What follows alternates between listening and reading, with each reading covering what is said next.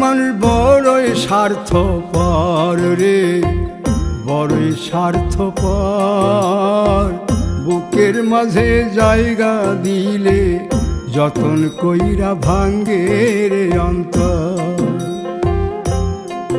মানুষ বড়ই স্বার্থপর রে, বড়ই স্বার্থপর।